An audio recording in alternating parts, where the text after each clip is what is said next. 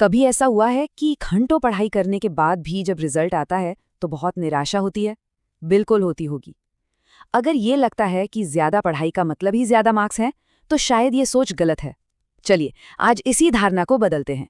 चलिए, दो दोस्तों की कहानी से समझते हैं। रोहन और अमन। दोनों का सिलेबस और टीचर्स सब कुछ एक जैसा था। एग्जाम के टाइम रोहन ने दिन में 12-12 घंटे पढ़ाई की, किसी से बात नहीं, कोई ब्रेक नहीं। और दूसरी तरफ था अमन, जो सिर्फ 7-8 घंटे पढ़ता था, और तो और रोज शाम को बैडमिंटन खेलने भी जाता था। लेकिन जब रिजल्ट आया तो सब हैरान रह गए। अमन के मार्क्स रोहन से ज्यादा थे। और यहीं वो सवाल उठता है जो सबके मन में आता है, ये कैसे हो सकता है? कोई कम पढ़कर ज्यादा नंबर कैसे ला सकता है? आखिर अमन ने ऐसा क्या किया जो रोहन नहीं कर पाया? इसका जवाब पता है, बहुत सिंपल है। फर्क इस बात से नहीं पड़ता कि कितने घंटे पढ़ाई की, बल्कि इस बात से पड़ता है कि उस समय का इस्तेमाल कैसे किया। ये लड़ाई मेहनत की नहीं, ये लड़ाई स्ट्रैटेजी की है। तो चलिए, अमन की सफलता के पीछे छिपे वो 5 स्मार्ट सीक्रेट्स को जानते हैं। हम एक एक करके इन्हें समझेंगे, माइंडसेट के खेल से लेकर पढ़ाई की सही स्ट्रैटेजी तक, और आखिर में अपने माहौल को अपनी सबसे बड़ी ताकत बनाने तक। तो सबसे पहली और सबसे जरूरी टिप, असली परीक्षा किताब से नहीं, दिमाग से शुरू होती है। अगर कोई अंदर से ही हारा हुआ महसूस कर रहा है तो बाहर की लड़ाई जीतना लगभग नामुमकिन है।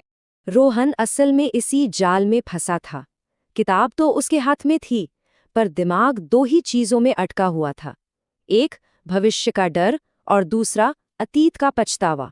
और जब दिमाग ऐसी हालत में हो तो फोकस करना नामुमकिन सा हो जाता है। लेकिन अमन का नजरिया बिल्कुल अलग था। उसने एक बात मान ली थी, जो समय चला गया वो वापस नहीं आएगा, और जो रिजल्ट आएगा वो उसके कंट्रोल में नहीं है। उसके कंट्रोल में सिर्फ एक चीज थी, अभी इस पल में पढ़ना। तो उसने अपना सारा ध्यान रिजल्ट से हटाकर प्रोसेस पर लगा दिया। अच्छा, एक बार जब माइंडसेट सही हो जाए तो अगला चैलेंज आता है इतने बड़े सिलेबस से निपटना। सब कुछ पढ़ना तो नामुमकिन लगता है। तो एक स्मार्ट स्टूडेंट क्या करता है? यहाँ अमन ने 80/20 नियम का इस्तेमाल किया। उसमें समझा कि एग्जाम के लगभग 80% सवाल सिलेबस के सिर्फ 20 से 30% हिस्सों से ही आते हैं। इसका मतलब ये नहीं कि बाकी सिलेबस बेकार है, पर प्रायोरिटी तय करना बहुत जरूरी है। और ये सच भी है। आप देखेंगे कि टॉपिक्स का एक छोटा सा हिस्सा ही एग्जाम के ज्यादातर सवालों के लिए जिम्मेदार होता है। अमन ने बस पिछले साल के पेपर्स को एनालाइज किया और उन जरूरी टॉपिक्स की लिस्ट बना ली जहां से सवाल आना लगभग तय था। तो बात यह है कि एग्जाम सब कुछ जानने का टेस्ट नहीं है, ये एक स्ट्रेटेजिक गेम है। टॉपर वो नहीं होता जो सब कुछ पढ़ता है, टॉपर वो होता है जो सही चीज पर ज्यादा ध्यान देता है। अब आती है तीसरी टिप, जो बहुत से स्टूडेंट्स की एक कॉमन प्रॉब्लम को सॉल्व करती है, इन्फॉर्मेशन ओवरलोड। मतलब बहुत सारी किताबें, बहुत सारे वीडियोस, और नतीजा सिर्फ कंफ्यूजन। यहाँ दो रास्ते हैं। एक तरफ रोहन था, जिसने एक ही टॉपिक के लिए स्कूल के नोट्स भी देखे, कोचिंग के नोट्स भी, और कई यूट्यूब वीडियोस भी। हर जगह अलग तरीका, अलग उदाहरण। और दूसरी तरफ अमन ने एक मजबूत फैसला लिया। वो सिर्फ एक ही सोर्स को फॉलो करेगा और उसे बार बार रिवाइज करेगा। इससे उसका कंफ्यूजन नहीं, बल्कि कॉन्फिडेंस बढ़ा। जैसा कि ब्रूस ली ने कहा था, असली ताकत गहराई में होती है, फैलाव में नहीं। एक किताब को 10 बार पढ़ना 10 किताबों को एक बार पढ़ने से कहीं बेहतर है। याद रखिए, बहुत सारे सोर्स से पढ़ना स्मार्टनेस नहीं, बल्कि सिर्फ ध्यान भटकाना है। अब आते हैं अमन के असली सीक्रेट वेपन पर। ये वो टिप है जो अच्छे मार्क्स का असली राज है। देखिए, सिर्फ समझना काफी नहीं है, उसे याद रखना और एग्जाम में लिख पाना जरूरी है। यहाँ एक बहुत बड़ा फर्क है जिसे समझना होगा। ज्यादातर स्टूडेंट्स सोचते हैं, हाँ समझ तो आ गया, पर एग्जाम में मार्क्स समझ के नहीं, रिटेंशन के मिलते हैं। मतलब वो समझी हुई बात कितनी अच्छी तरह से याद है। अमन का एक सीधा सा नियम था, अगर मैं किसी कॉन्सेप्ट को बिना किताब देखे आसान शब्दों में नहीं समझा पा रहा तो इसका मतलब मुझे वो आता ही नहीं है। इसलिए वो पढ़ने के बाद किताब बंद करता था और खुद को ही टीचर मानकर वो टॉपिक समझाता था।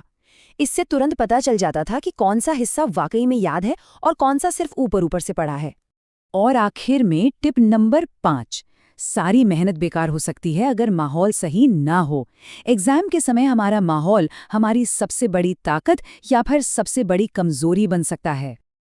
अमन ये बहुत जल्दी समझ गया था कि एग्जाम के टाइम दोस्तों से डिस्कशन का मतलब है डिस्ट्रैक्शन। उसने नियम बनाया, न तो एग्जाम से पहले पेपर कैसा आएगा इस पर बात करेगा और न ही एग्जाम के बाद पेपर कैसा गया इस पर, क्योंकि जो हो गया उसे बदला तो जा नहीं सकता और उसकी टेंशन में अगला पेपर और खराब हो जाता है। घर के माहौल की भी एक प्रॉब्लम होती है। टीवी चल रहा है, कोई बार बार कमरे में आ रहा है। अमन ने इससे लड़ने के बजाय बात की। उसने अपने परिवार को अपने पढ़ाई के घंटे बताए और उनसे उस दौरान शांति बनाए रखने की रिक्वेस्ट की। देखिए, बातचीत से हर प्रॉब्लम का हल निकल सकता है। तो हमने क्या सीखा? रोहन सिर्फ बेहिसाब मेहनत कर रहा था, बिना किसी दिशा के, जबकि अमन स्मार्ट तरीके, डिसिप्लिन और स्ट्रैटेजी का इस्तेमाल कर रहा था। सफलता सिर्फ मेहनत से नहीं, बल्कि सही दिशा में की गई मेहनत से मिलती है। और मैं आपको इसी सवाल के साथ छोड़कर जा रहा हूं। क्या सिर्फ मोटिवेशन के भरोसे रहना है, जो आता जाता रहता है, या फिर अमन की तरह एक ऐसा सिस्टम बनाना है जो लगातार अच्छे नतीजे दे? फैसला आपका है।